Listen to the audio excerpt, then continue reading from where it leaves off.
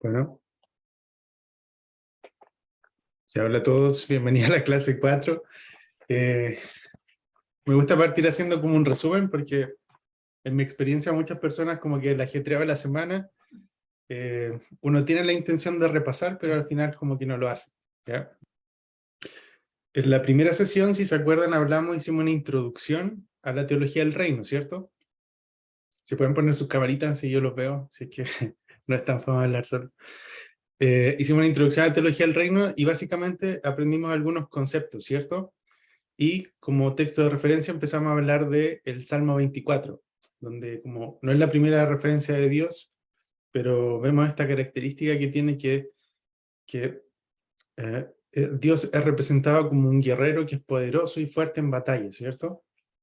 Y aprendimos algunos conceptos, como la encarnación, escatología, hablamos de aión o eón, ¿cierto? Y decíamos que muchas veces cuando leemos mundo, en realidad el sentido es era, ¿cierto? Cuando Jesús dice, por ejemplo, que Él estará con nosotros hasta el fin del mundo, generalmente nosotros pensamos en lo que nos muestran las películas como bomba nuclear que hace reventar el mundo, ¿cierto? Pero no, po, la Biblia nos habla de un cielo nuevo y una tierra nueva. Eh, Hablamos de parousia, hablamos de siglo venidero, reino de Dios o reino de los cielos, y dijimos que eran todas las mismas cosas, ¿cierto? Y que hablamos del día del Señor como el día de la parousia, ¿cierto? O el día en que Jesús vuelve por segunda vez como rey esta vez y como juez, ¿cierto? Hablamos empezamos a hablar en la sesión 2 y 3 de la expectativa del reino, ¿cierto? Y nos empezamos a poner como en los zapatos o en la cabeza un poco de los judíos, ¿cierto? Y empezamos a ver qué es lo que ellos pensaban acerca del reino de Dios, que muchas veces puede ser muy distinto a lo que nosotros pensamos, ¿ya? Para algunas personas, yo me acuerdo que la Nati, por ejemplo, una vez le hizo una personalidad jurídica a una iglesia que se llamaba algo así como extendiendo el reino.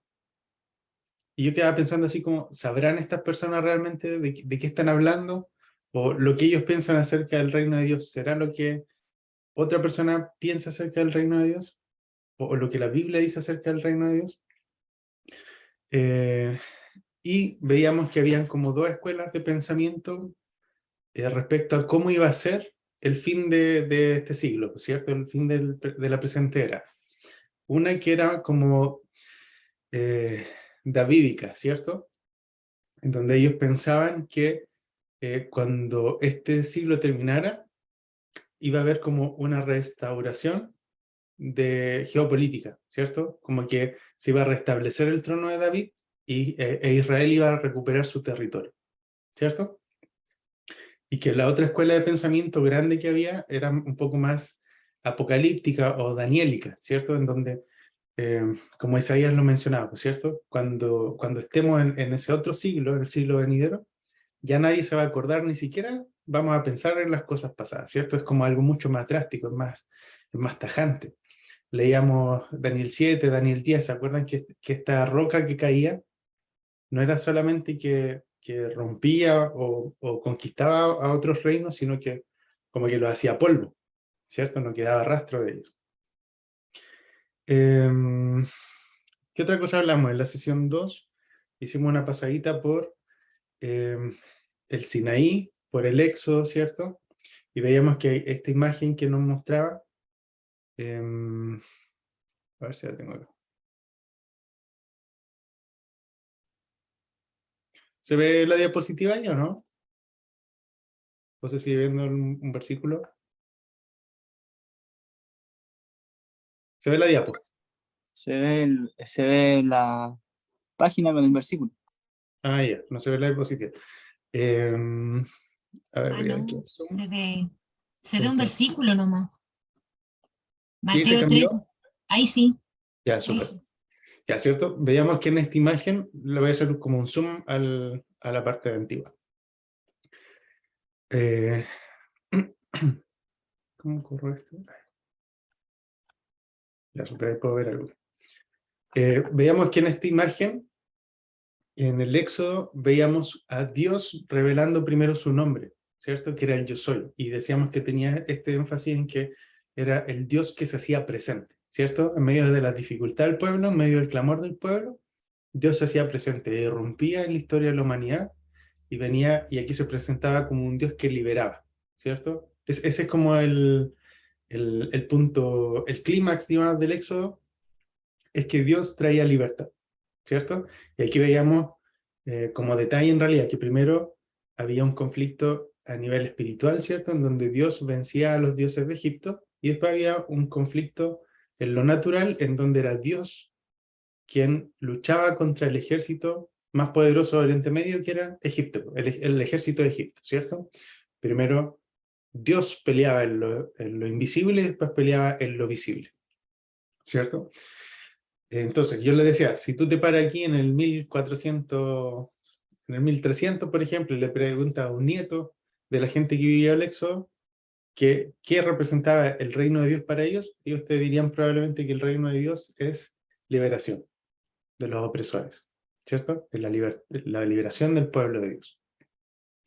Después veíamos otra imagen grande acerca del reino de Dios en el Antiguo Testamento, que era la era dorada, ¿cierto? Que estaba representada por la monarquía, particularmente por David y su hijo Salomón, ¿cierto?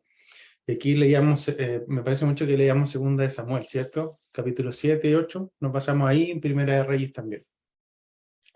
¿Y qué es lo que veíamos aquí? Que este Dios, que en primera instancia en el Éxodo era quien luchaba en las batallas del pueblo, aquí Dios ya lo hacía, en la monarquía lo hacía a través de un representante en la tierra, ¿cierto? Entonces David y Salomón, los reyes en general de Israel, hacían las veces de representante de Dios, ¿cierto? Y decíamos que Mesías no es solamente un título para Jesús, sino que Mesías era cualquier rey que Dios hubiese ungido sobre el pueblo de Israel, ¿cierto?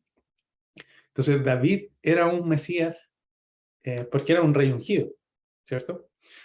Y aquí veíamos que este Dios que reina en el cielo, ahora reina en la tierra, pero a través de un representante humano, ¿cierto?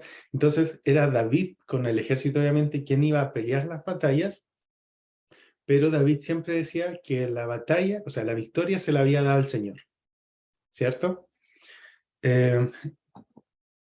Y, perdón, y después veíamos que David luchó las batallas, ¿cierto?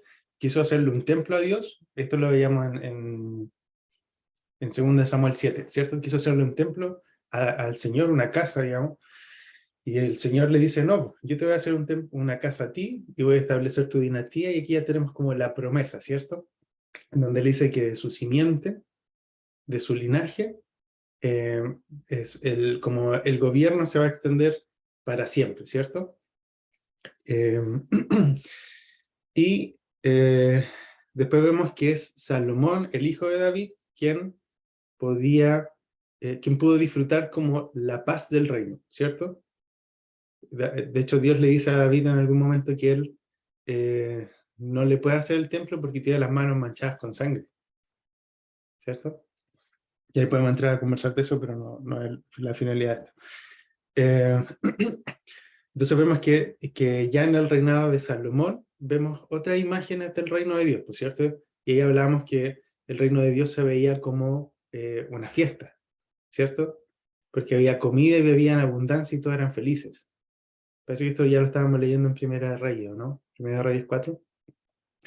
Veíamos que el reino de Dios se veía también como paz, ¿cierto? Porque decía que todas las fronteras de Israel tenían paz, e incluso cada uno con su vecino vivía en paz.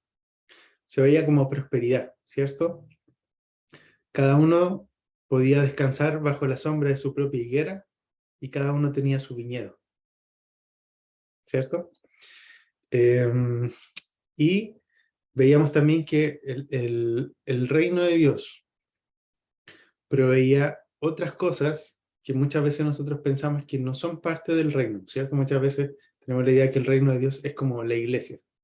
Todo lo que pasa dentro de la iglesia es parte del reino de Dios, pero lo que pasa afuera no. Y veíamos que el Señor le daba sabiduría a Salomón para escribir miles de salmos, miles de canciones, ¿cierto?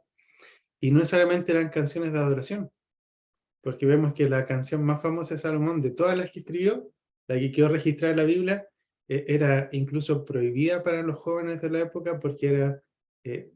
ahora no es nada para nosotros, porque nosotros en un comercial de cerveza vemos cosas más explícitas, pero en ese tiempo que hablara de los dientes, de los senos, de su amada, ¿cierto? Era demasiado explícito. Entonces veíamos que el reino de Dios está interesado por todas las áreas de la vida humana, ¿cierto? Incluso hasta de nuestra sexualidad. Eso lo vimos en la sesión pasada, ¿no? En la sesión... No, eso lo vimos en la sesión 2.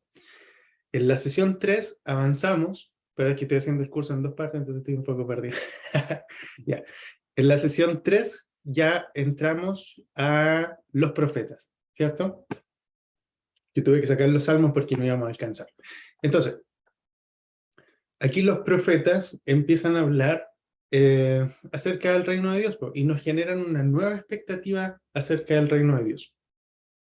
Digamos, la macroimagen que nos generaban el Éxodo y la Era Dorada o la monarquía, era, nosotros entendemos el reino de Dios mientras Dios es rey, ¿cierto? Porque aquí Dios está gobernando y viene y trae liberación. Acá en la Era Dorada Dios viene y trae prosperidad, trae paz, trae acá hablábamos de Shalom, ¿cierto? En el Éxodo, y en la Era Dorada la palabra clave era salvación. Y ahí decíamos que era una salvación no como un seguro de vida, que muchas personas pueden entender ahora, que algo que tú dices, soy salvo, me voy a ir al cielo, ¿cierto? Sino que tenía como aplicaciones prácticas aquí y ahora. La paz, ¿cierto? La prosperidad, el bienestar, como el bienestar completo del ser humano. Y los profetas nos empiezan a dar una nueva imagen, que era esta imagen, digamos, una macroimagen del Señor será rey, como algo de más, nos empiezan a hablar sobre el futuro, ¿cierto? Y todo esto lo hacían como alrededor de la caída de Jerusalén, cuando fueron juzgados por Dios, fueron invadidos por Babilonia finalmente, quien se los lleva cautivos, ¿cierto? Entonces los profetas, antes de la caída, empiezan a decir, oye, nos estamos apartando mucho del Señor, y los pactos se tienen que cumplir, pues si nosotros no cumplimos nuestra parte, vamos a tener que pagar las consecuencias. Y después veíamos que durante el exilio y después, los profetas seguían hablando acerca del reino de Dios, pero esta vez como algo que iba a venir otra vez, ¿cierto? Entonces, ¿qué es lo que hacían los profetas? Yo les decía, miraban al futuro, a esta venida del Mesías, ¿cierto? Pero haciendo referencia a imágenes del pasado. ¿Se acuerdan de eso?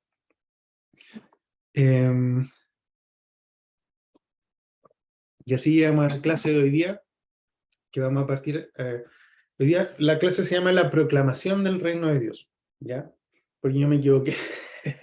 Espero que no lo van a notar, ¿ya? Pero la clase de hoy día era otra, que era la irrupción del reino, pero yo me traspapelé. ¿Ya? Ayer me pasó, así que hoy día, para no perder el hilo, la voy a repetir aquí el error que cometí. No se van a dar cuenta porque es todo una sola historia, ¿no es cierto?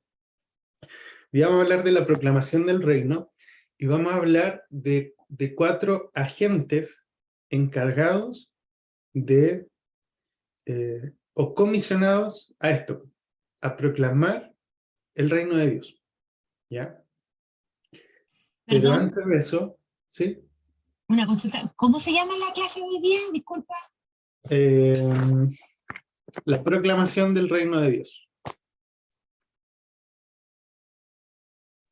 Gracias. Súper. Pero antes de partir esta clase, ojalá pudiéramos tomar, falta un poquito para las 9.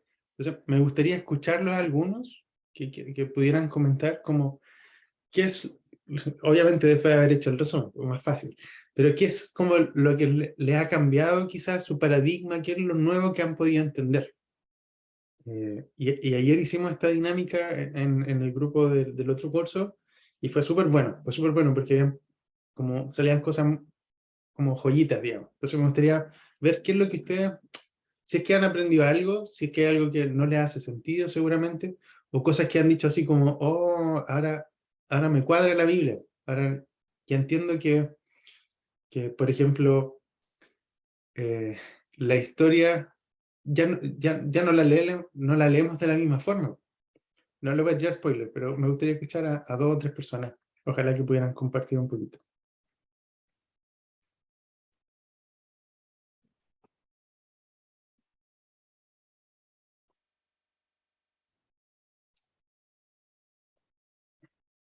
Ya, yo voy a compartir, Walter. Ujú. Eh, bueno, en lo personal, como que me ha llamado la atención hartas cosas porque igual es como bien extenso todo, la información y todo. Pero en lo personal, por ejemplo, me ha llamado harto la atención lo que idioma ha hablado harto referente a lo de Salomón, a cómo él componía. Y es algo que Dios, yo sé que también ha puesto en mi vida y, y que en este tiempo me ha hablado harto. De hecho, siento que es como confirmación igual de parte de Dios, de que Él quiere empezar a usar eso que Él puso en mí, que es un talento que yo componía, no sé, pues de los 12 años, pero como que encuentro que ahora toma sentido. ¿Sí? Como que siento que esas 1000 canciones o esas composiciones que obviamente son menos en mi vida, pero siento que quiero empezar a usarlas eh, para, y no simplemente para cantar en la iglesia, sino como que para hacer luz en el mundo, ¿cachai? Y creo que tiene que ver con extender el reino, que yo no lo había entendido así. Y, y eso como que me ha llamado la atención, ver que el reino se mueve en todas las áreas y que uno de repente, por temores, por tus mismos fracasos, por tus mismas fallas, tú vas frenando eso y Dios quiere usarlo. Dios quiere usarlo para extender su reino.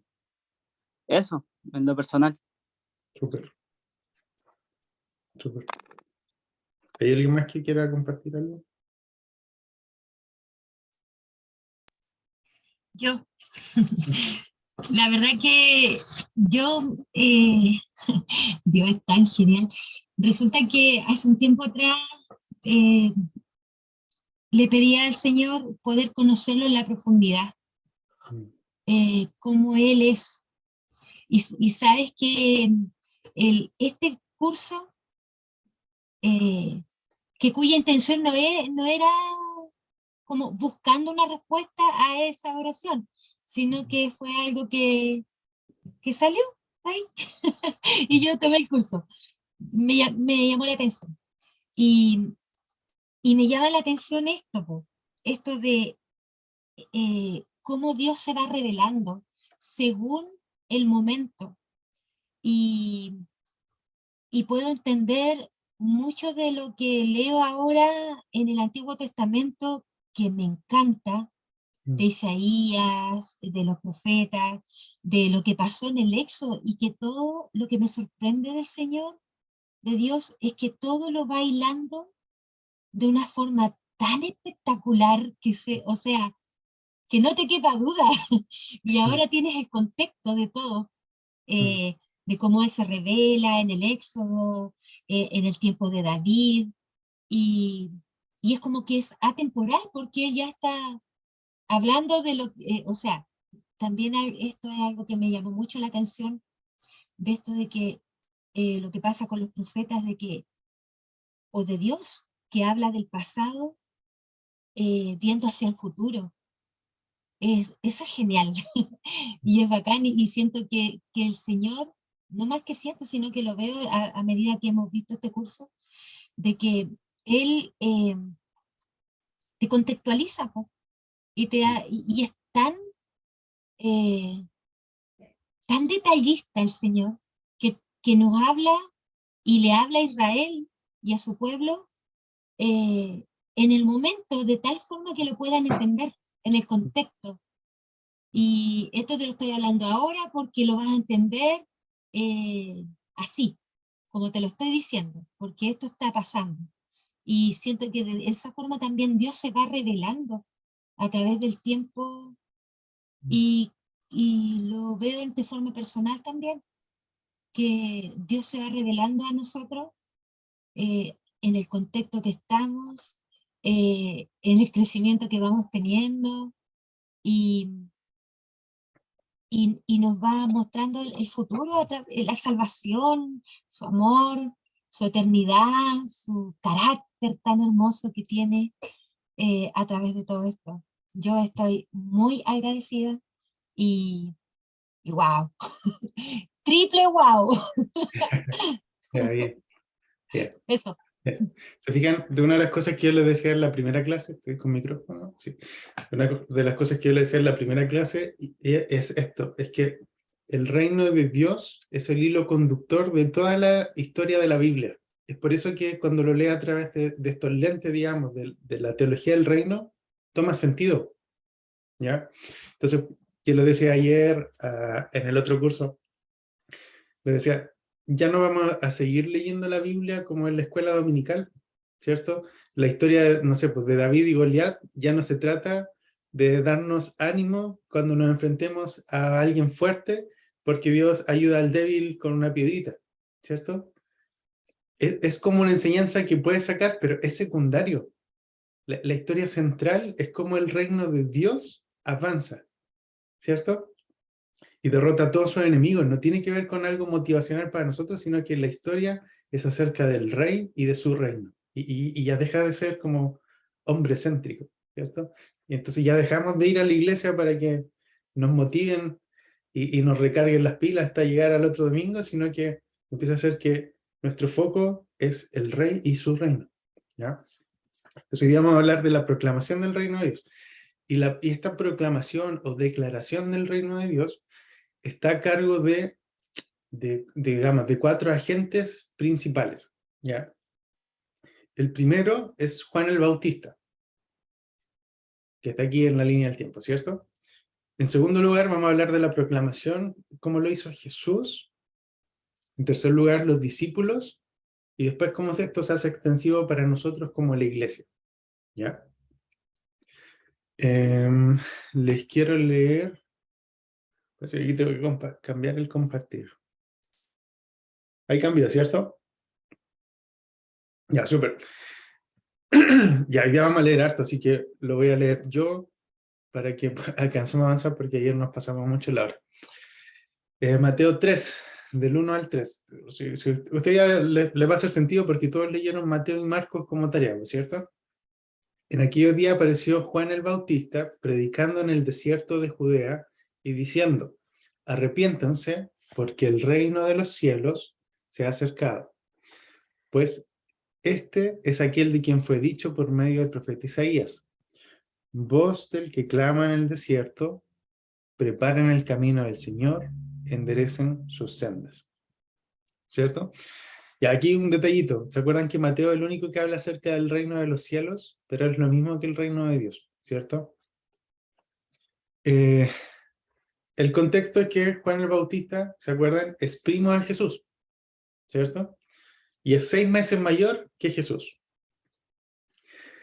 Y hay cosas muy particulares de este personaje, porque creo que lo vamos a leer, ¿no?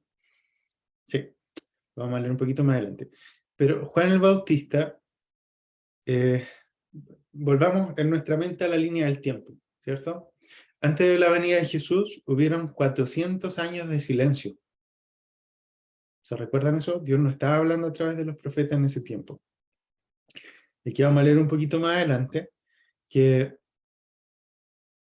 Juan el Bautista se vestía, comía y hacía lo que hacían los profetas, ¿cierto? Esto está en Mateo 3, ¿ya? Mateo 3, 4 y 6 dice, Juan mismo estaba vestido de pelo de camello y con un cinto de cuero a la cintura. Su comida eran las langostas y miel silvestre. Entonces salían a él Jerusalén y toda Judea y toda la región del Jordán, y confesando sus pecados eran bautizados por él en el río Jordán, ¿cierto? Entonces Juan estaba vestido de una forma que nos hace pensar en los profetas del Antiguo Testamento, ¿cierto? Pero si nosotros pensamos un poquito, Dios no estaba hablando a través de los profetas, entonces es como un poco disruptiva la aparición de Juan el Bautista. Lo segundo que hay que poner atención es que Juan empieza a hablar en el desierto, ¿cierto? Predicando en el desierto de Judea. Y aquí los estudiosos de esto piensan que Juan el Bautista no predicaba en un desierto como nosotros nos imaginamos, así como el Sahara, el desierto de Atacama, ¿cierto? Que andaba como vagando. Ellos piensan que Jesús, alguien conoce, ¿se acuerda que hace un par de años se encontraron unos rollos en unas vasijas, en unos monasterios como en el desierto, que eran como rollos muy antiguos de la escritura?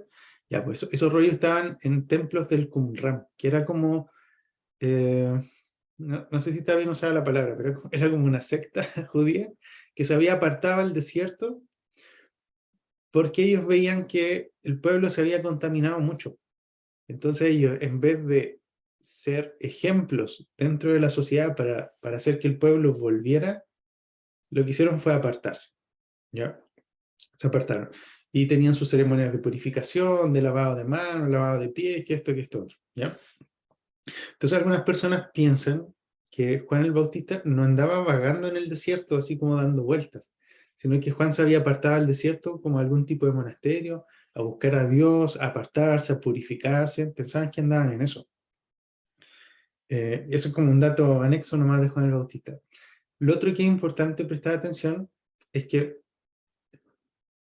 hubiese sido,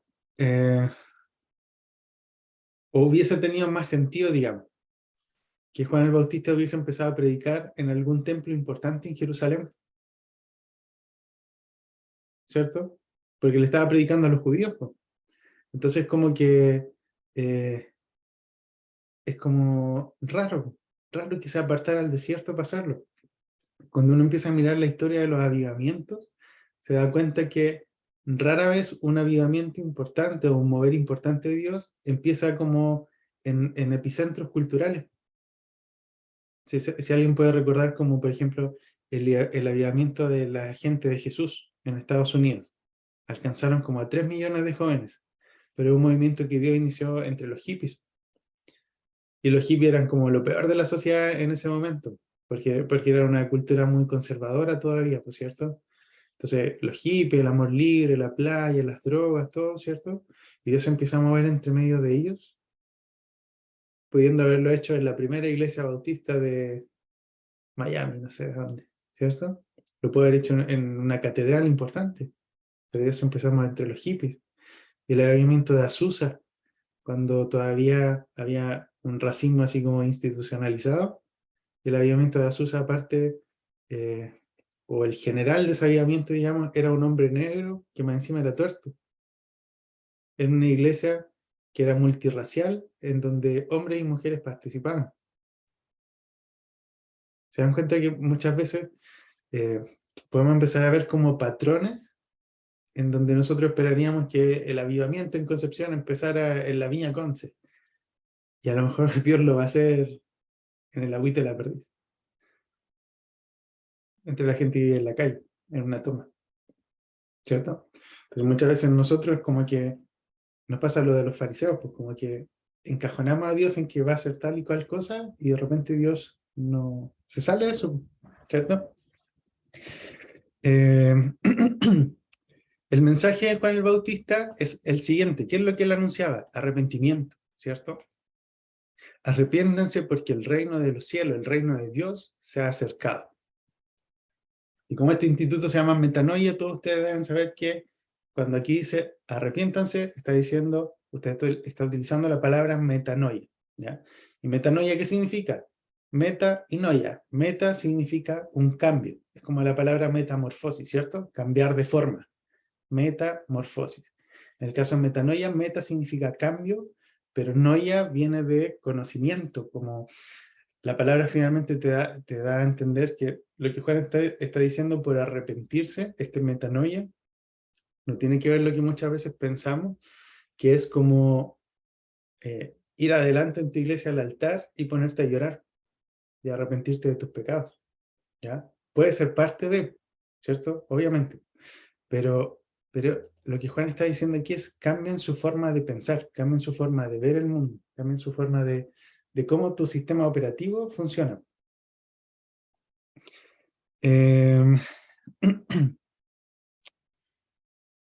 Lucas nos da algunos detalles acerca de cuáles son las implicancias, digamos, de esta metanoia, de este cambio de forma de pensar.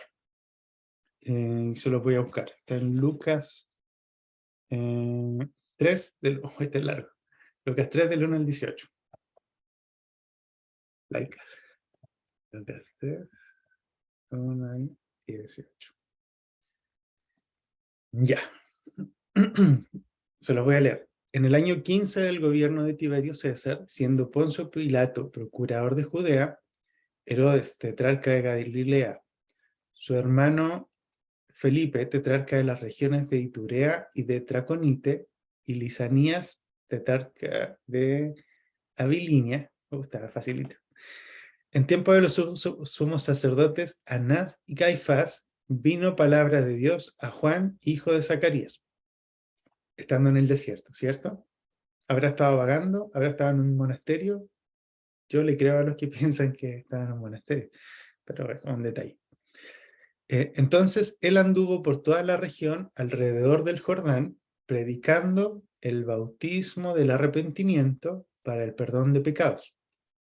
Ya, paréntesis aquí, hasta este punto de la historia, el bautismo era simbólico, y es un arrepentimiento que es diferente al bautismo que después Jesús instaura, ¿ya? Porque el bautismo de Jesús después no es meramente una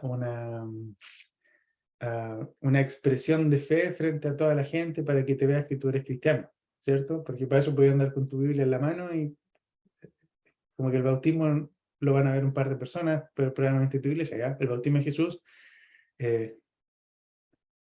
es un sacramento en donde tú, se dice simbólicamente, yo no sé tanto así simbólicamente, pero tú mueres con Cristo y te levantas con Cristo, ¿cierto? Eso representa el bautismo de Jesús. Pero aquí es simbólico, es meramente simbólico, es como que tú te unes a esto de empezar a cambiar tu mente. Como está escrito en el libro de las palabras del profeta Isaías, que dice: voz del que proclama en el desierto, preparen el camino del Señor, enderezan sus sendas.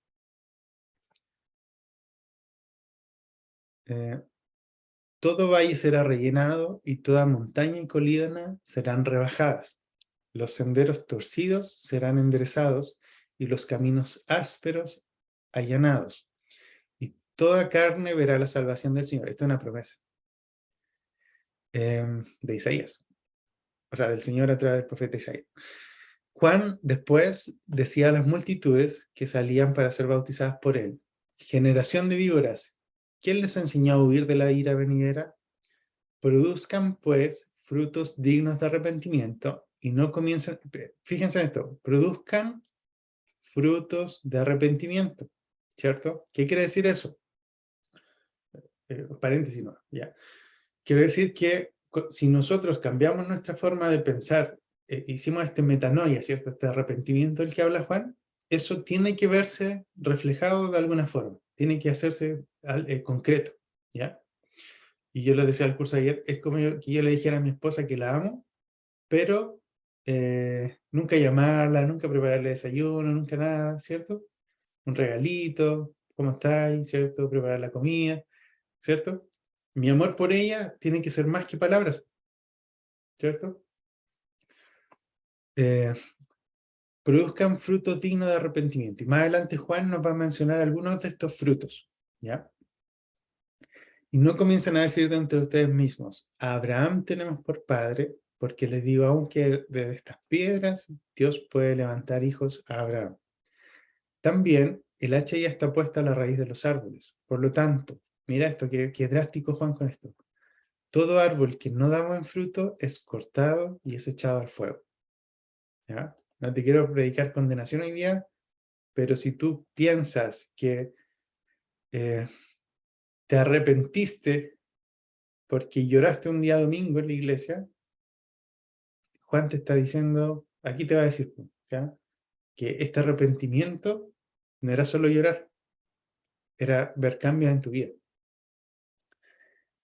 Las multitudes les preguntaban diciendo: pues, ¿qué haremos entonces? Y respondiendo Juan les decía: el que tiene 2 túnicas, dé al que no tiene, y el que tiene comida, haga lo mismo. ¿Qué te está diciendo? Que una expresión de este arrepentimiento, de esta forma de pensar, es la generosidad. Es la forma en que empezamos a pensar acerca de los recursos. ¿Ya? Y esto a mí me confronta porque yo todos los meses digo así como, llegaremos a fin de mes, ¿cierto? Y aquí uno lo ve que el arrepentimiento, este cambio de mente, tiene que cambiarnos el chip y decir, en el reino hay más que suficiente. Entonces, si yo tengo dos, puedo dar una, porque aunque yo me quede con una, sé que el Señor me va a proveer cuando necesite y esta se me rompa, ¿cierto? También fueron unos publicanos para ser bautizados. Los publicanos eran los que cobraban impuestos, ¿cierto? ¿Se acuerdan de la historia de este chiquitito que como que cobraba 4 veces lo que tenía que cobrar? Maestro, ¿qué haremos? Les decía. No cobren más de lo que les está ordenado. ¿Qué está hablando aquí Juan como fruto de arrepentimiento? No aprovecharnos de los demás, ¿cierto? Incluso con tu trabajo tienes que honrar a Dios, ¿cierto? Yo les decía, yo antes trabajaba en una clínica y yo estaba encargado como de hacer, dentro de todas las cosas que hacía, tenía que comprar insumos. Y yo siempre me echaba lápices del trabajo a mi mochila. Porque siempre se me perdía algo, entonces andaba con uno en la mochila. Y yo sentía, y es una tontera, pero yo sentía que como yo los compraba, yo tenía derecho sobre ellos.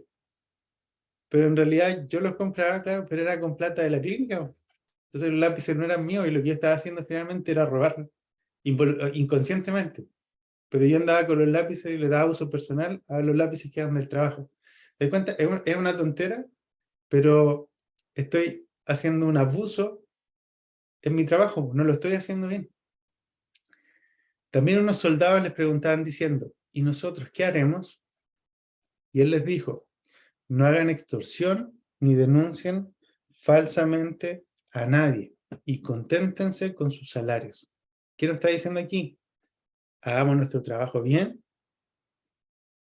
Y también nos está diciendo que un fruto de arrepentimiento es vivir en contentamiento. Si tengo 10, soy agradecido por esos 10. Si tengo 5, soy agradecido por esos 5. Y si tengo 100, mejor. Pero soy agradecido por eso, ¿cierto? Y a mí me pasa, muchas veces yo tengo 10 y digo, uy, pero podría tener 20, ¿cierto? Pero esta metanoia me dice, no, un fruto de este cambio es que yo tengo que estar agradecido por lo que tengo.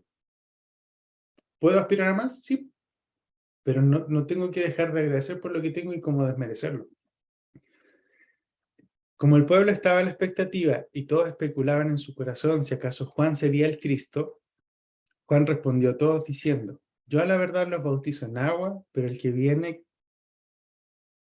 el que es más poderoso que yo, de quien no soy digno de desatar la correa de su calzado.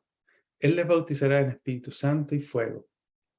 Su aventador está en su mano para limpiar su era y juntar el trigo en su granero, pero quemará la paja en el fuego que nos apaga. Así que, exhortando con estas y otras muchas cosas, anunciaba las buenas noticias al pueblo. Fíjense en este detalle. Aquí Juan nos mencionó algunos frutos de arrepentimiento, ¿cierto? Que reflejaban que realmente cambiamos nuestra forma de pensar, pero no es una lista exhaustiva. O sea, no quiere decir que estos son los únicos frutos de arrepentimiento, ¿cierto? Hay otras cosas que el autor, o el escritor en este caso, no lo registró. Pero seguramente Juan les tiene que haber mencionado muchas más cosas, pues, y es como lo que se acordó del escritor, lo anotó en ese momento, o lo que más le llama la atención seguramente. ¿Ya? Entonces, en esencia, cambiar la forma de pensar o el arrepentimiento es cambiar la forma en que vivimos, en la forma en que pensamos acerca de la abundancia, de los recursos, de la generosidad, es cambiar la forma en lo que pensamos acerca de Dios y de cómo Él quiere que funcione el mundo. ¿Cierto? Porque, por ejemplo, cuando pensamos acerca de los recursos, tenemos esta mentalidad de pobreza así como que se va a acabar. Pero en realidad, si uno piensa en la riqueza del mundo, cada ser humano podría comer 2, 3 veces al día con comodidad, ¿cierto? El problema es que algunos acaparan, pero si se repartieran los recursos del mundo, todos podríamos vivir con comodidad, pues no tendríamos que reducir la población. Ya hay otros detallitos que rescatar aquí, pero no voy a entrar ahí porque nos vamos a atrasar. A ver si tengo que entrar, pero lo voy a decir rápidamente. Juan habla aquí, por ejemplo, dice, todo valle será rellenado, toda montaña y colina serán rebajadas, los senderos van a ser enderezados, los caminos ásperos allanados. Juan está hablando aquí, cuando dice, por ejemplo, ¿se han fijado que cuando hace mucho frío en la mañana, aparece, ¿cómo se llama esta como hielito? Escarcha, ¿no? Como el pasto cuando se pone blanco. Sí, escarcha, ya. El pasto amanece escarchado. Y se fijan que de repente son como las 12 del día y ya estuvo toda la mañana con sol, pero en las partes que pegó la sombra sigue habiendo escarcha, ¿cierto? El pasto sigue estando blanco. ¿Por qué? Porque el sol no llega ahí hasta más tarde en el día y ahí ya se puede derretir. Entonces cuando aquí, por ejemplo, dice que todo valle será rellenado, no está hablando de que cuando venga el Señor necesariamente van a haber terremotos y cosas así. Lo que está diciendo es que para que el Señor pueda trabajar, estos valles que están en lo profundo, que están en la sombra, tienen que ser rellenados para que la luz pueda llegar ahí. Y cuando dice, por ejemplo, que los caminos ásperos tienen que ser allanados, está hablando acerca de que tenemos que sacar de nuestras vidas las cosas que nos hacen tropezar. ¿Cierto? Y más adelante en los evangelios Jesús lo dice así como, si tu mano te hace pecar, córtatela. Si tu ojo te hace pecar, sácatela. ¿Cierto? Aquí cuando te dice, los caminos ásperos, los que te pueden hacer tropezar, tienen que ser allanados. La luz de Dios tiene que llegar a todas las áreas de tu vida. Las cosas que te pueden hacer caer, tú tienes que sacarlas. ¿Ya? Entonces la conclusión del arrepentimiento, si vemos el texto como en lo macro, para Juan nos está diciendo que nada tiene que quedar oculto y tenemos que dejarnos de las excusas, pues, o sea, los caminos que están torcidos hay que enderezarlos, ¿por cierto? Y esto es difícil ahora porque si vivimos como en una sociedad que es cada vez más victimizada, ¿cierto? Tú eres así porque toda tu familia ha sido así, entonces lo lógico es que tú seas así. En vez de decirte, no, pues viejo, tú puedes cambiar, tú puedes hacer la diferencia, ¿cierto? Se refuerzan patrones de comportamiento que pueden no ser los mejores. Todo nosotros debe ser limpiado. Empezamos a tomar responsabilidad de nuestras vidas para vivirlas a como Dios ha diseñado que deban ser vividas. Entonces, cuando nosotros hablamos de la proclamación del reino, y en esto breve que Juan nos dice que proclama, que es arrepiéntanse, porque el reino de los cielos se ha acercado, tenemos que esperar que como consecuencia de esta proclamación hayan consecuencias en la vida de las personas. ¿Ya? Que puede implicar muchas cosas, pues cambios de conducta, que son importantes, pero también pueden haber otro tipo de cambios que lo vamos a ver cuando vemos a Jesús proclamando. ¿Ya? Pero aquí Juan pone la responsabilidad en el individuo, ¿cierto? Tú tienes que enderezar las sendas, tú tienes que allanar los caminos, tú tienes que, estos cerros y los valles tienes que aplanarlos para que la luz alcance todas las áreas de tu vida. ¿Ya? El mensaje de Juan llama a las personas a una vida superior, a la rectitud, a la justicia y a enderezar las cosas que están mal. ¿Cierto? Este es el llamado esta es la predicación de Juan. Vamos a ver la proclamación de Jesús del reino de Dios. Y a mí me gusta verlo, y yo ayer pensaba en un ejemplo para darles. Y aquí donde estoy viviendo, pusieron hartos lomos de toro, y los fomes que son como, no tienen mucha pendiente. Entonces nosotros le decimos pandereta de toro, porque es como que te subes y pegas un salto. ¿Ya? La cuestión es que yo no entendía, pero me di cuenta que estos lomos de toro tienen dos señaléticas. ¿Ya? La primera señalética es un cuadrito amarillo que tiene un lomito de toro dibujado. Y 20 metros más adelante, 25 metros más adelante, hay otra señalética que es exactamente igual. Pero la única diferencia es que además de tener el lomito de toro, tiene una flecha hacia abajo. ¿Ya? Y están a un par de metros de distancia. Entonces la primera señalética te dice, hay un lomo de toro cerca. Pero la segunda señalética te dice, el lomo de toro está aquí, ¿cierto? Veamos Marcos 1:14, y ahí van a entender el ejemplo que les doy de los lomos de toro. 14, puede ser el 15 igual. Este es Jesús. Después de que Juan fue encarcelado, Jesús se fue a Galilea predicando el Evangelio de Dios, ¿cierto? ¿Qué era el Evangelio? ¿Lo aprendimos? ¿Sí? El Evangelio es la buena noticia, ¿cierto? Y decíamos que tenía una connotación militar, de conquista, de victoria sobre otro pueblo enemigo, ¿cierto? ¿Hablamos de eso aquí o no? ¿Sí? ¿No? ¿No? Ya. Brevemente, paréntesis. El Evangelio para nosotros es que puede ser en tu mente que Jesús murió y resucitó, ¿cierto? Y que gracias a Él nosotros ahora tenemos acceso a Dios, ¿cierto? A la salvación, que podemos ir al cielo, o el cielo venía a nosotros, como tú lo quieras entender. Pero Evangelio, ¿hay una pregunta? No, ya. Pero Evangelio tiene una connotación de guerra, ¿ya? Así como la palabra apóstol, que para muchos puede ser como bling bling, pero para el tiempo de ellos significa otra cosa. El Evangelio es una palabra que significa buena noticia, todos lo saben eso, pero tiene una connotación militar, ¿ya? Es una buena noticia de conquista. Y yo lo explico así, es como que nosotros vamos a pelear contra un pueblo vecino, y nosotros le ganamos a ese pueblo. Pero estamos peleando en otra ciudad. Entonces, se manda un emisario a avisarle al pueblo victorioso que su ejército ganó. El mensaje que lleva ese emisario es un evangelista. Y el mensaje que lleva es el evangelio. Esa es la buena noticia de que ganamos. Nos vienen a avisar de que nuestro ejército ganó. Tiene sentido ahora que este sentido como de conquista, de enfrentamientos, de lucha, ¿cierto?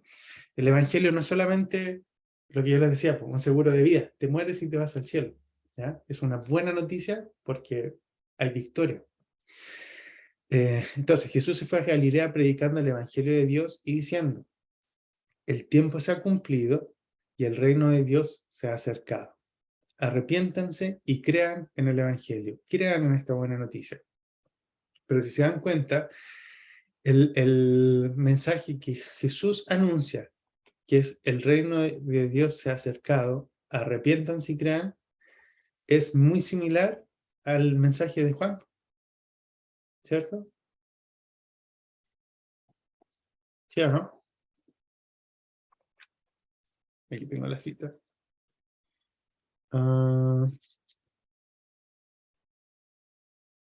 Lo vimos en Mateo 3, el mensaje de Juan: arrepiéntanse porque el reino de los cielos se ha acercado. El mensaje de Jesús: el reino de Dios se ha acercado, arrepiéntanse y crean, ¿cierto? Es un mensaje muy similar. La diferencia está en lo que yo le decía. Así es más fácil imaginárselo. El mensaje de Juan es el reino de Dios se ha acercado. Primer señalética del lomo de toro, ¿cierto? El mensaje de Jesús: el reino de Dios se ha acercado. Es la señalética que tiene la flechita. Se ha acercado, pero está aquí, ¿ya? El mensaje que anuncia Juan es: el reino de Dios se ha acercado. Estamos muy cerquita, después de 400 años de silencio. El mensaje de Jesús se ha acercado, pero ahora estamos mucho más cerca. Mucho, mucho más cerca. De hecho, estamos encima del reino de Dios, ¿ya? El Evangelio es un mensaje de que hay un nuevo rey, un mensaje de conquista. Jesús en este momento está haciendo su propia declaración de que su reinado es inminente, ¿cierto? Está anunciando la buena noticia. Mateo 12:28 dice: pero si por el Espíritu de Dios yo echo fuera los demonios, ciertamente ha llegado a ustedes el reino de Dios. Entonces aquí podemos empezar a ver cómo en el caso de Jesús proclamando el Evangelio del reino, en el caso de Jesús proclamando el Evangelio del reino, hay una connotación adicional. es que lo proclama, lo dice, el reino de Dios se ha acercado, y lo demuestra. En este caso en particular de Mateo 12, lo demuestra echando fuera demonios.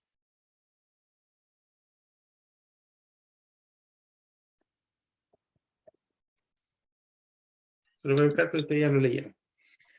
Pero si por el Espíritu de Dios yo echo fuera a los demonios, ciertamente ha llegado a ustedes el reino de Dios. ¿Cierto? Proclamación de que el reino de Dios ha llegado y demostración. Echar fuera demonios. ¿Cierto? Hermano, Sí.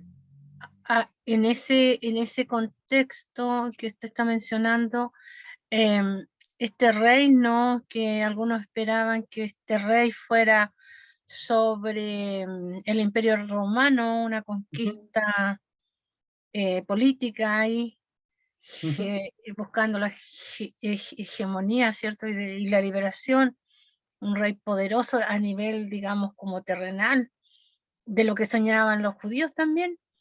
Pero cuando Jesús dice que si por el Espíritu de Dios ella fuera demonios, como que esa es la señal de que el reino de Dios se ha acercado, tiene que ver con eso que usted mencionó, de que a mí me llamó mucho la atención, que este es un conflicto de los dos reinos, el reino espiritual, y a ese reino hace alusión principalmente, y el Claro. que está en guerra, el que está en conflicto es Satanás y Dios mismo.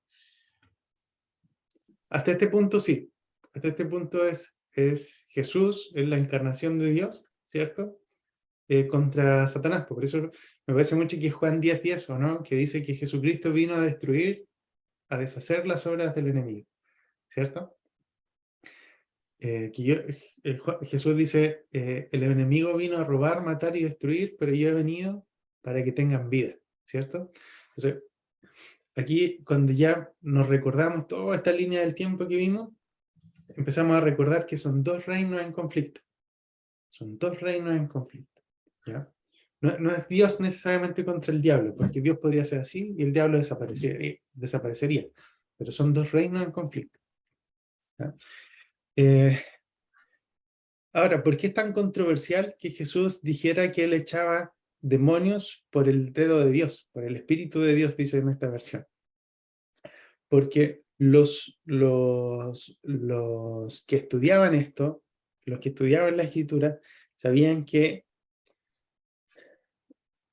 no lo hemos hablado todavía, pero la misión mesiánica es como la descripción del trabajo del Mesías, ¿ya? Entonces, por ejemplo, parte de la misión mesiánica es que ellos sabían que el Mesías tenía autoridad sobre la muerte. Tendría autoridad. Cuando el Mesías venga, dicen los judíos, él va a tener autoridad sobre la muerte. Entonces, cuando Jesús aparece, echa a perder los funerales, ¿cierto? Lo echa a perder.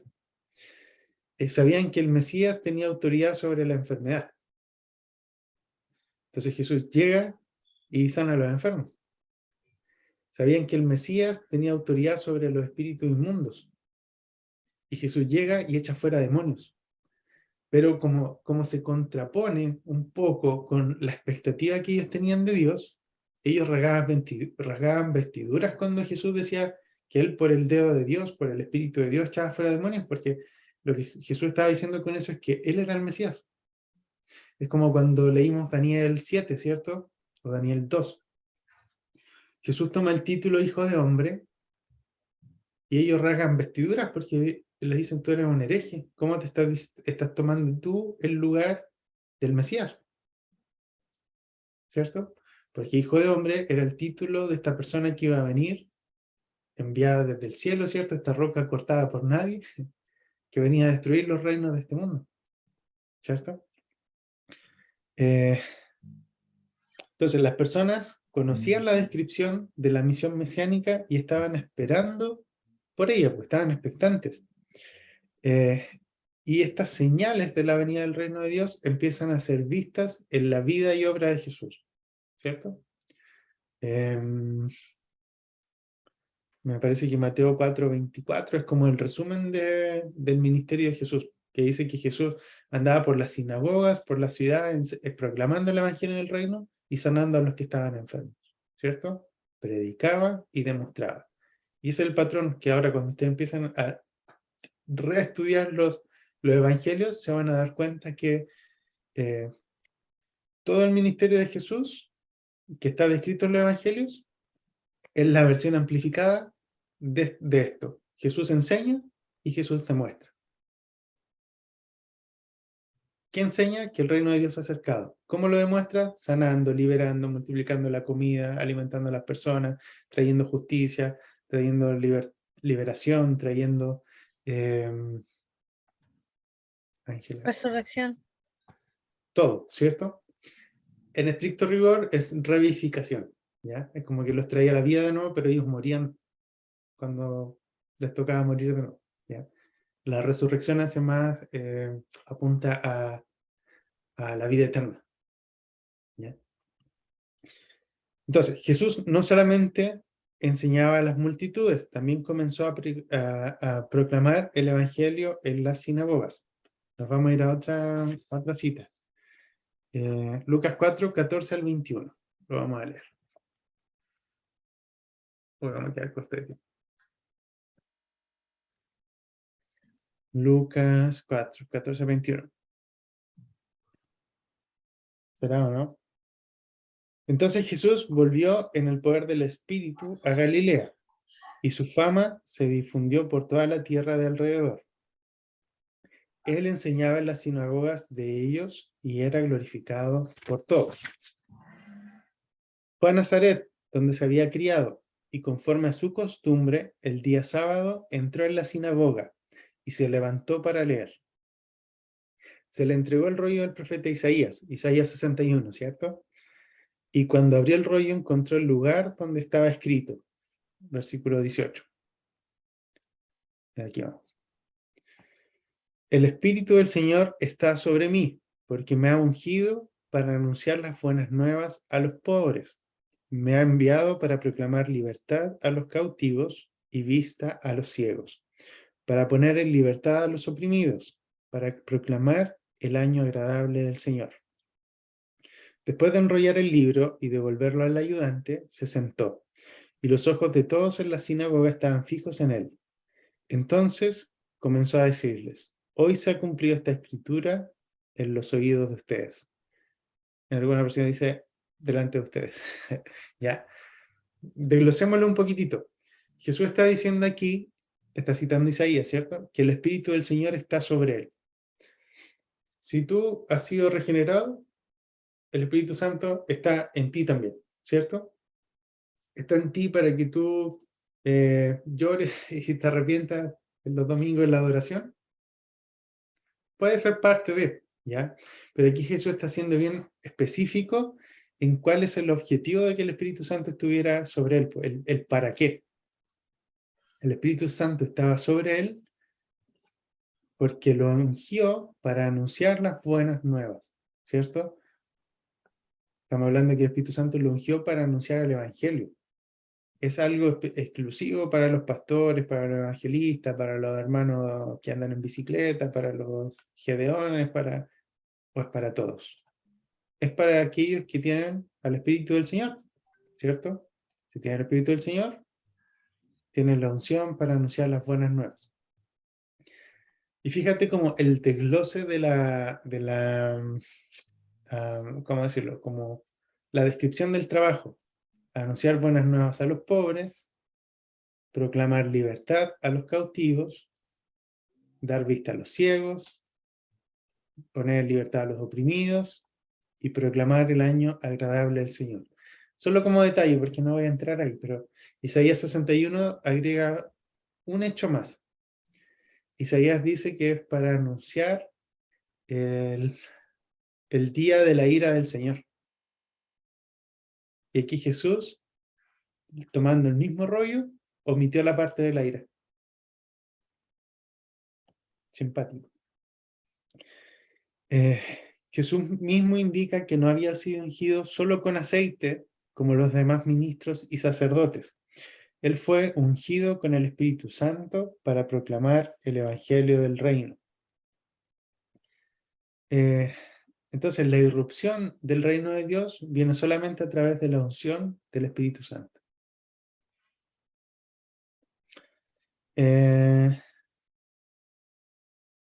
Jesús constantemente estuvo en conflicto con quienes tenían el poder religioso, con los fariseos, los saduceos, los herodianos, con los celotes, ¿cierto? Cada uno de ellos tenía como una visión de cómo tenía que ser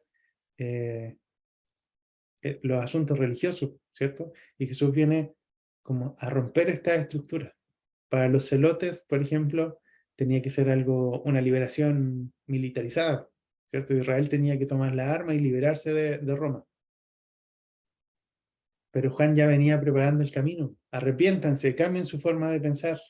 No va a ser por las armas, no va a ser por la purificación, por cómo te lavas las manos, no va a ser por esto otro, ¿cierto? Va a ser a través de Jesús. En Lucas 17, 20 al 21 dice, y cuando los fariseos le preguntaban acerca de cuándo había de venir el reino de Dios, Jesús les respondió diciendo, el reino de Dios no vendrá con advertencia. No dirán, miren, aquí está, o allá está, porque el reino de Dios ya está en medio de ustedes. El reino de Dios ya ha sido inaugurado, ¿cierto? Inauguración escatológica con la primera venida de Jesús. Ay. Aquí, primera venida de Jesús en la inauguración escatológica. Pero aún no ha sido consumado plenamente, porque va a ser consumado acá, en el siglo venidero, después de que Jesús venga de nuevo. Por lo tanto, es algo que estas personas que no habían sido regeneradas no podían ver. Se fijan en las parábolas que Jesús les dice como los misterios del reino son revelados a ustedes, que son mis discípulos, pero para los demás, ellos no tienen ojos para ver ni oídos para oír, ¿ya? Le hablan parábolas precisamente para que ellos no entiendan, para que los no regenerados no lo entiendan. Pero los que son mis discípulos sí tienen acceso a estos misterios.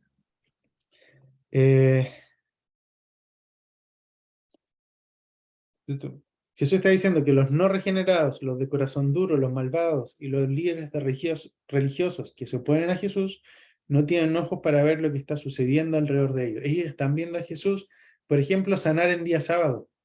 Y ellos, en vez de alegrarse porque un enfermo fue sanado, se quejan porque lo hizo en un día sábado. ¿Cierto? Pero ellos están poniendo primero no quiero decir la ley, sus tradiciones la están poniendo por sobre la justicia, la liberación, por sobre la sanidad, por sobre la irrupción del reino de Dios. El reino de Dios está irrumpiendo entre medio de ellos y aún así ellos no pueden reconocerlo, porque no tienen ojos para ver ni oídos para oír.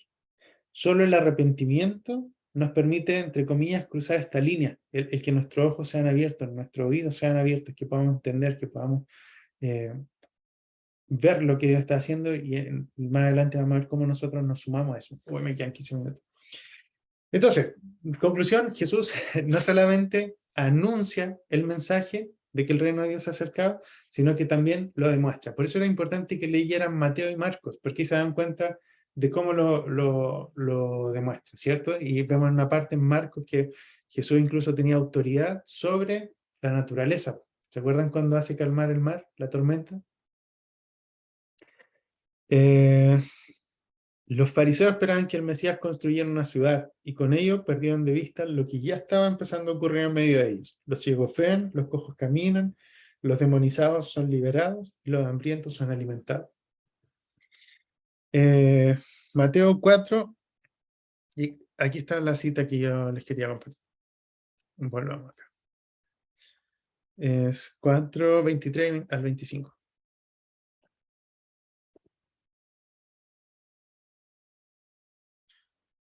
Veamos, Jesús predica en Galilea. Este es el resumen del ministerio de Jesús. Jesús recorría toda Galilea, ¿haciendo qué? Enseñando en las sinagogas de ellos. ¿Y qué enseñaba? Tu mejor vida hoy, abre tu emprendimiento, esfuérzate y sé valiente. No, pues Jesús lo que enseñaba era el evangelio del reino. Jesús no daba charlas motivacionales necesariamente, su tema central es el evangelio del reino, ¿cierto? Y sanando toda enfermedad y toda dolencia del pueblo. Entonces, ¿qué hacía? Anunciaba y demostraba. ¿Se ve el patrón o no de lo que estamos hablando? Jesús proclama el Evangelio del Reino y lo demuestra. Su fama corrió por toda Siria y le trajeron todos los que tenían males, los que padecían diversas enfermedades y dolores, los enfermos, los endemoniados, los que no estaban endemoniados pero tenían problemas mentales, y los paralíticos. Y él los sanó. ¿A quiénes? A todos los que tenían esas cosas. ¿Sanó a algunos? ¿A algunos no les funcionó? No, dice que los sanó. Le siguieron grandes multitudes de Galilea, de Decápolis, de Jerusalén, de Judea y del otro lado del Jordán. Busquen en su Biblia si que tienen mapas y fíjense dónde están todos estos lugares, ¿ya? Y se van a dar cuenta, Decápolis de por sí ya significa 10 ciudades. Se van a dar cuenta que lo que Jesús empezó a hacer es un movimiento regional que es mucho más amplio de lo que Juan ya había hecho. Vuelvan a leer el texto que leímos al comienzo sobre Juan, de dónde venía la gente. Venía de lugares mucho más cercanos a donde Juan estaba. Pero cuando Jesús empieza su ministerio, empezaron a venir gente de lugares mucho más lejanos y con enfermos a cuestas. Ya, vamos al tercer agente de proclamación del reino, vamos rápidamente. Vamos a Mateo 9, 35 al 38.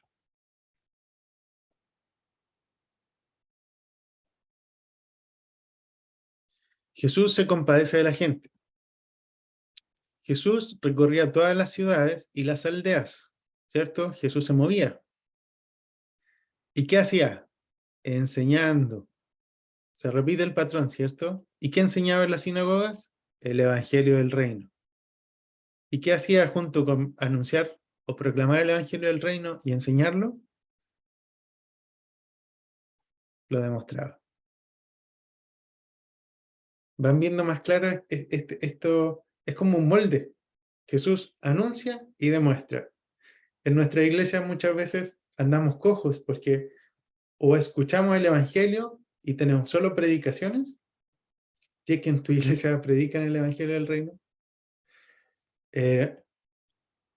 estamos cojos. O es solo proclamación, o tenemos un sobreénfasis en la demostración. Y es que en vez de hacer reuniones cristocéntricas, nos centramos en que sean reuniones de sanidad. Y solo vamos a hacer sanidad y en ningún momento va a haber la proclamación del reino, ¿cierto? El ministerio de Jesús es balanceado. Proclama y demuestra. Proclama y demuestra. Proclama y demuestra. Ninguno es más importante que la otra. Los dos son importantes. Y esto es importante. ¿Cuál es la benzina que movía a Jesús? Cuando vio las multitudes, tuvo compasión de ellas porque estaban acosadas y desamparadas como ovejas que no tienen pastor. Esta es la motivación de Jesús, la compasión. Es un ministerio de compasión. Entonces dijo a sus discípulos, a la verdad la mies es mucha, pero los obreros son pocos. Rueguen pues al Señor de la mies que envíe obreros a su mies. Y esa oración fue escuchada porque aparecimos nosotros. Vamos a Mateo 10. Un poquito más adelante en la historia. Hoy está larguito. Jesús comisiona a los 12. Entonces llamó a sus 12 discípulos y les dio autoridad sobre los espíritus inmundos para echarlos fuera y para sanar toda enfermedad y toda dolencia. ¿Cierto? Básicamente aquí lo que está diciendo es que Jesús les dio autoridad a sus discípulos para demostrar el mensaje. Y el mensaje es que el reino de Dios se ha acercado. Y aquí empiezan a nombrar a los apóstoles, me lo voy a saltar. El 5 dice, la misión de los 12, el título. A estos 12 los envió Jesús dándole instrucciones diciendo, no vayan por los caminos de los gentiles ni entren en la ciudad de los samaritanos, pero vayan más bien a las ovejas perdidas de la casa de Israel. Y cuando vayan, aquí está la misión, cuando vayan, prediquen diciendo, el reino de los cielos se ha acercado. Proclamen. Sanen enfermos, resuciten muertos, limpien leprosos, echen fuera demonios. Jesús le está diciendo a sus discípulos básicamente, anuncien el mensaje y demuéstrenlo. Anuncien y demuéstrenlo. ¿Será esto solo para los apóstoles? Vamos a ver más adelante qué pasa.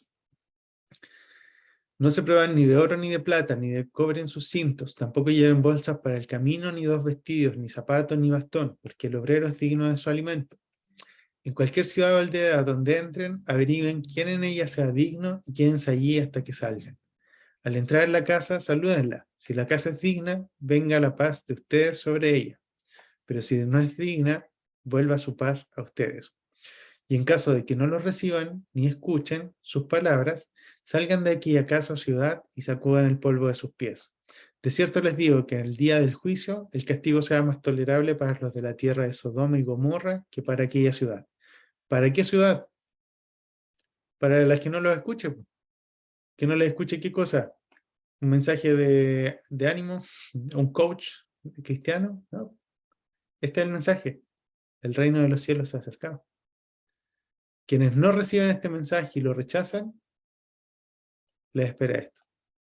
O no se espera, o les espera. Bien. Entonces, para Jesús vimos que la palabra clave era la compasión, ¿cierto?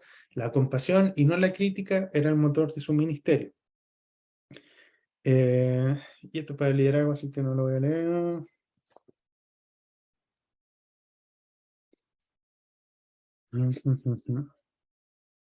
Vimos también que los discípulos tienen la capacidad de entender los misterios del reino de Dios. Vamos a leer Mateo 13 del día al 16 rápidamente. Que es un poquito más adelante.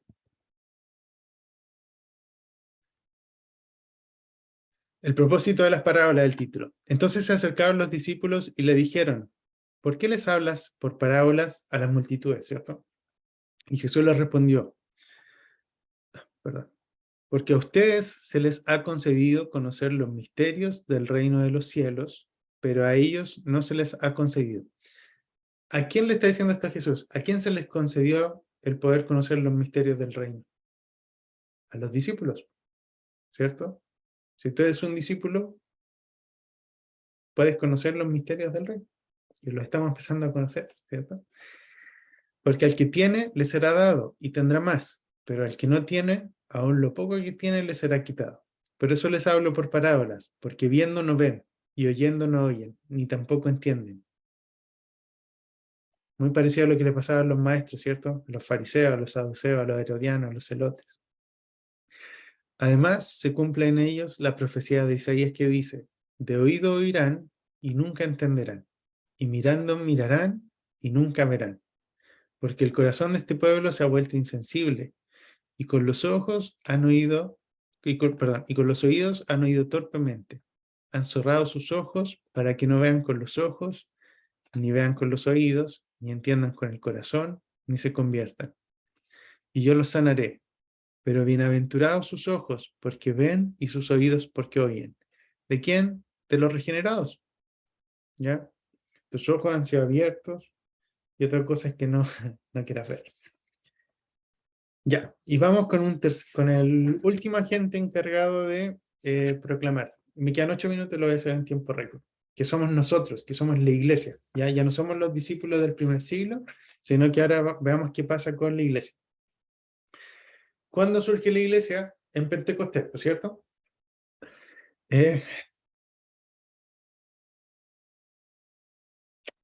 Veamos. Ya, aquí me va a entrar algo. Habíamos hablado un poquito de los espíritus que... Sí, pues, hablamos, porque yo le di los ejemplos del feminismo, el socialismo, el capitalismo, todo eso, que habían espíritus de fondo que movilizaban todo eso. Sí, lo hablamos, la sesión anterior. Sí, yo me acuerdo. Vamos a Gálatas 4.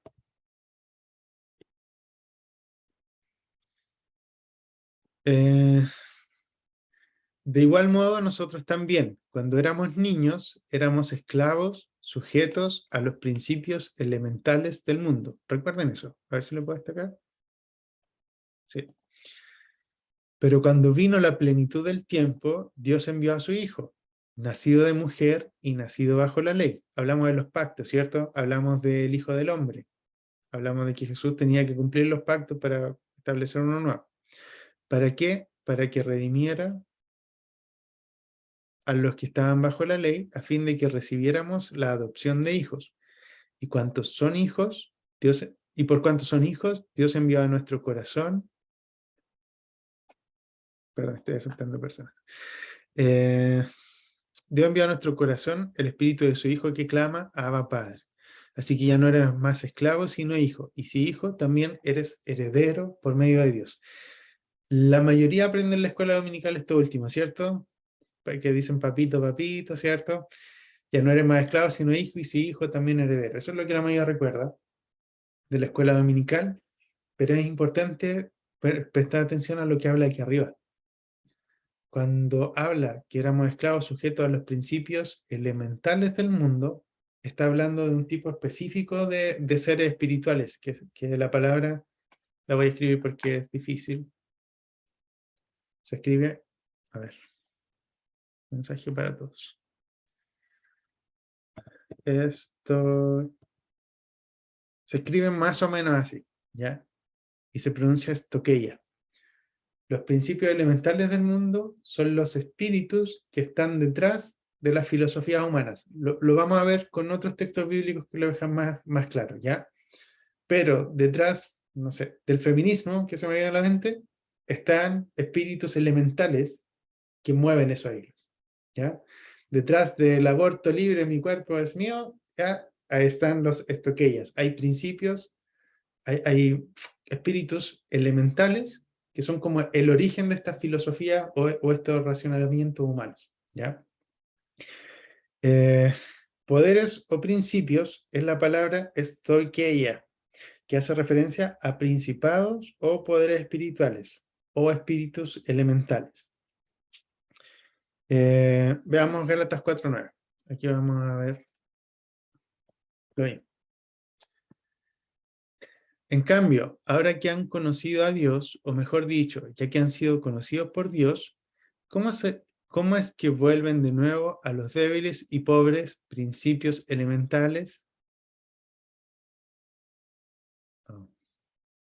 Cuando habla de principios elementales, ¿quieren volver a servirlos otra vez? Está hablando de espíritus elementales, digamos así, espíritus que son como el origen de estas filosofías, ¿ya?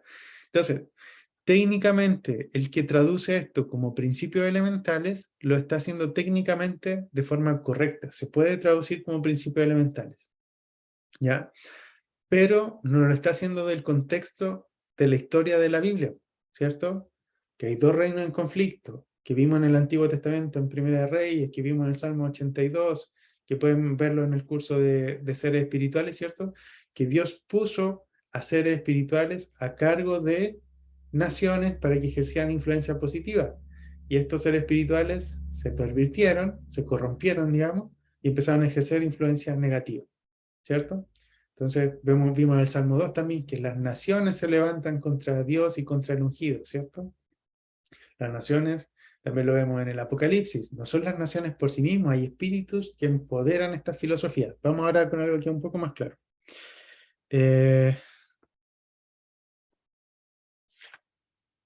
Vamos a Colosenses, aquí es más clarito todavía. Colosenses, ¿se escribe así o no? Coloreaces. Colosenses.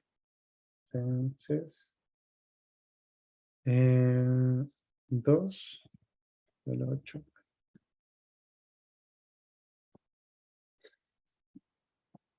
Miren que nadie los lleve cautivos por medio de filosofías y vanas sutilezas,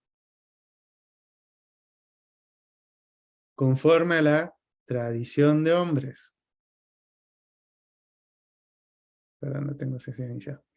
Conforme a los principios elementales del mundo y no conforme a Cristo, ¿cierto? ¿Qué te está diciendo?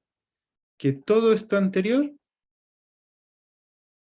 son la contraparte al ser guiados por Cristo. ¿Sí? A ver si lo puedo agrandar. Control. No, se me cae cuando... Ya. Porque en él habita corporalmente toda la plenitud de la deidad y ustedes están completos en Él, quien es la cabeza de todo principado y autoridad, ¿cierto? Jesús como cabeza está por sobre todos estos principios elementales, todos estos espíritus elementales. ¿Qué hacen estos espíritus elementales? Están detrás de filosofías y tradiciones de hombre. El marxismo, el comunismo, el wesleyanismo, cualquier ismo que se te ocurra, es muy probable que esté empoderado o energizado por estos principios elementales, por estos estoqueios, o estoqueia. ¿Ya? Vamos de nuevo a Colosenses, pero esta vez el 2:20. ¿Se fijan que cuando tomamos principios elementales, pero los pensamos de ellos como espíritus, tienen más sentido dentro del contexto de la historia de la Biblia? La vida nueva en Cristo, siendo que la muerte de ustedes con Cristo los separó ¿de quién? De los principios elementales del mundo. Uf, qué desagradable. ¿Por qué, como si aún vivieran en el mundo, se someten a ordenanzas como? Y ahí les da una lista, ¿cierto? Estos principios elementales ya no nos gobiernan, o ya no nos deberían gobernar, ya no nos deberían influir desde que morimos con Cristo. ¿Cierto? Qué desagradable. Ya no nos deberían gobernar desde que morimos con Cristo. ¿Cuándo morimos con Cristo? En el bautismo, ¿cierto? Mueres con Cristo y te levantas con Cristo.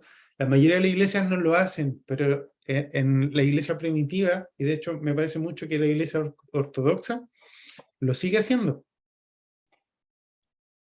Y es que en el momento del bautismo, parte de la ceremonia es que tú tienes que renunciar a toda asociación que tú tengas con el maligno. Así lo expresan ellos, ¿ya? Y en muchas ocasiones, probablemente tú lo has visto en los bautismos de tu iglesia, hay liberación durante el bautismo. ¿Alguien lo ha visto? La gente se va para atrás en el agüita, se levanta y se empiezan a manifestar. ¿Por qué? Porque en esta muerte con Cristo, estos principios elementales, estos estoqueion, estos espíritus elementales, pierden poder sobre nosotros. ¿Podemos dejarnos influenciar por ellos? Sí, pues todos nosotros podemos pecar, pero ya no está en nuestra naturaleza. ¿Cierto? Entonces, debemos... Ya son las 10, ¿no?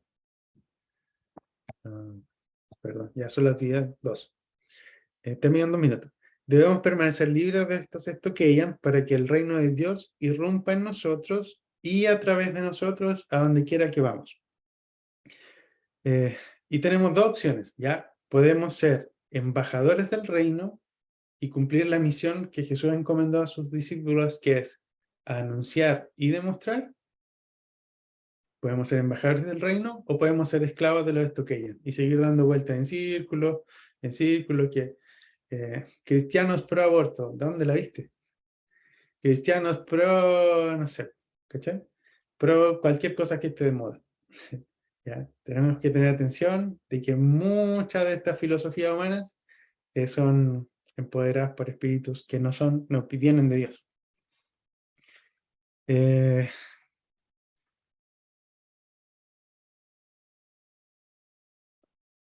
Mateo 24, 9, 14 dice: entonces los entregarán a tribulación y los matarán, y serán aborrecidos por todas las naciones por causa de mi nombre. Entonces muchos tropezarán y se traicionarán unos a otros, y se aborrecerán unos a otros. Muchos falsos profetas se levantarán y engañarán a muchos. ¿Se dan cuenta que si Jesús nos dice que van a haber falsos profetas, es porque van a haber profetas verdaderos? Cae de cajón, pues si no, cualquier profeta que se levante sería falso. Y por haberse multiplicado la maldad, se enfriará el amor de muchos. Pero el que persevera hasta el fin, esto también lo menciona mucho Juan en su Apocalipsis, ¿cierto? El que persevera hasta el fin, este será salvo. Y este evangelio del reino será predicado en todo el mundo para testimonio a todas las naciones, y luego vendrá el fin. ¿Cuál es el sello del fin de la era? La parousia, la segunda venida de Jesús. ¿Qué podemos hacer entonces como embajadores? podemos quedarnos callados y no proclamar el Evangelio del Reino, o podemos cumplir la comisión de proclamar y demostrar este Evangelio, y con eso acelerar la segunda venida de Jesús. ¿Se fijan la importancia? ¿Por qué? Porque el Evangelio del Reino será predicado a todo el mundo para testimonio de todas las naciones, y luego vendrá el fin. Por lo tanto, si la iglesia no hace lo que tiene que hacer, Jesús no va a venir. Todavía. Hasta que haya una generación que se levante y se haga lo que tiene que hacer. Es el privilegio de la iglesia ser la encargada de proclamar el Evangelio del Reino a todas las naciones. No lo van a hacer los ángeles. Bueno, la ciudad de Los Ángeles podría hacerlo, pero no los ángeles como seres espirituales.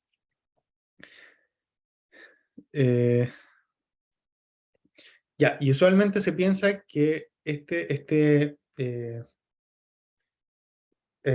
evangelización, por así decirlo, es básicamente hacer que la persona repita una oración y como que ya está adentro del club, ¿cierto? Pero aquí hemos estado aprendiendo que el arrepentimiento y la conversión tiene consecuencias mucho más amplias, ¿cierto? Tiene que ver en primera instancia con una disposición del individuo de enderezar su vida, de quitar todo lo que lo pueda hacer tropezar, de enderezar su senda, de hacer que la luz llegue a cada área de su vida, ¿cierto? Según el arrepentimiento de Juan. Y tiene otras implicancias, según lo que anunciaba Jesús también, que son las implicancias de la venida del reino de Dios, ¿no es cierto? Los ciegos ven, los cojos andan, todo eso. Avancemos. Entonces,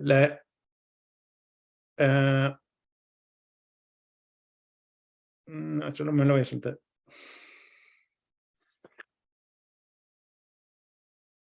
Ya, voy a leer esto. Oh, que súper largo. Ya, y con esto termino.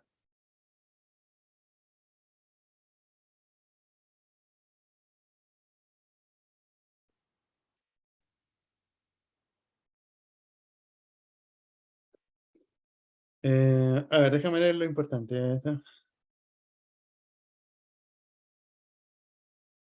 Ya, voy a leer en Lucas 21, ¿ya? Del versículo 25 en adelante, pero lo pueden leer desde antes ustedes, para que entiendan el contexto. Dice, está hablando de en aquel día, ¿cierto? Todos sabemos cuál es aquel día. Entonces, habrá señales en el sol, en la luna y en las estrellas. Para un judío, cuando piensa en el sol, la luna y las estrellas, puede pensar en dos cosas: en lo natural, en el sol que le da calor de día, y en la luna que lo ilumina de noche, y en las estrellas, en esos puntitos brillantes.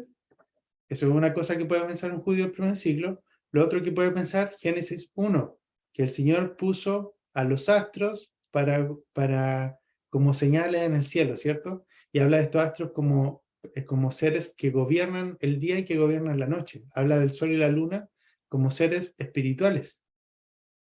¿Ya? Tomen el curso de mundo espiritual. Entonces habrá señales en el sol, en la luna y en las estrellas. Y en la tierra habrá angustia de las naciones por la confusión ante el rugido del mar y del oleaje. En Apocalipsis veremos que del mar aparecen estas bestias, ¿cierto? Algo pasa ahí también con seres espirituales desde el mar y desde la tierra. Los hombres se desmayarán a causa del terror y de la expectativa que vendrán, y de la expectativa de las cosas que sobrevendrán al mundo habitado. ¿Por qué?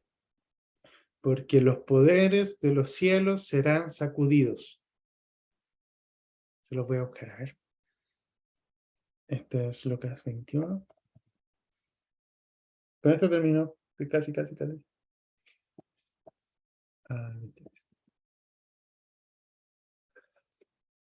Los hombres se desmayarán a causa del terror y de la expectativa de las cosas que vendrán al mundo habitado. ¿Por qué? Porque los poderes de los cielos serán sacudidos. ¿Cuáles serán los poderes de los cielos? ¿Serán los ángeles de Dios fieles al Señor? ¿O serán los estoqueyas? ¿Los espíritus elementales? Estos que empoderan las filosofías humanas, que nos corrompen y nos apartan de los caminos del Señor. ¿Cuáles serán los poderes celestiales que van a ser sacudidos? Cuando estos poderes son sacudidos, entonces verán al Hijo del Hombre, Daniel 7, ¿cierto? Entonces verán al Hijo del Hombre viniendo en una nube, con poder y gran gloria. Parousia. Aquí Jesús ya viene como rey. Cuando estas cosas comiencen a suceder, miren y levanten su cabeza, porque su redención está cerca.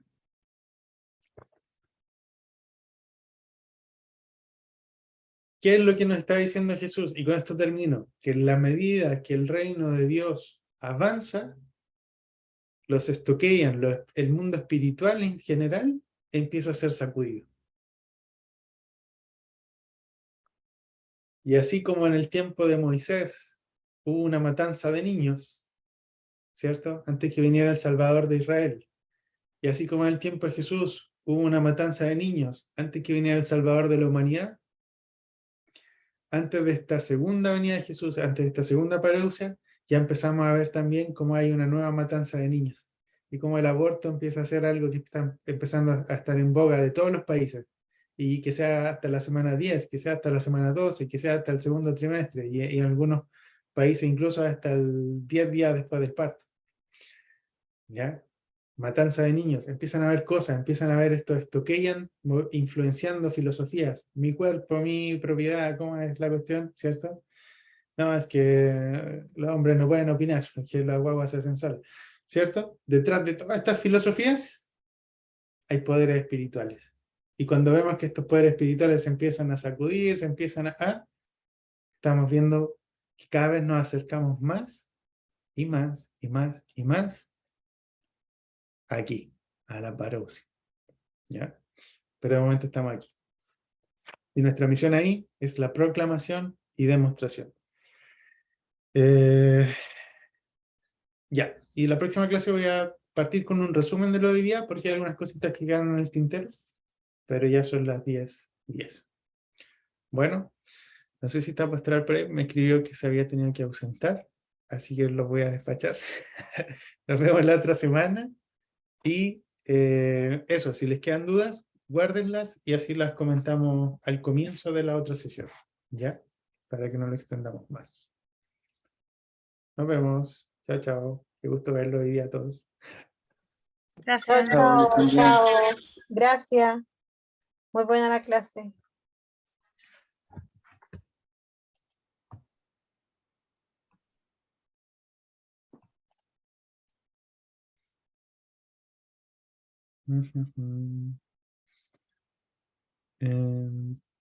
Tener grabación.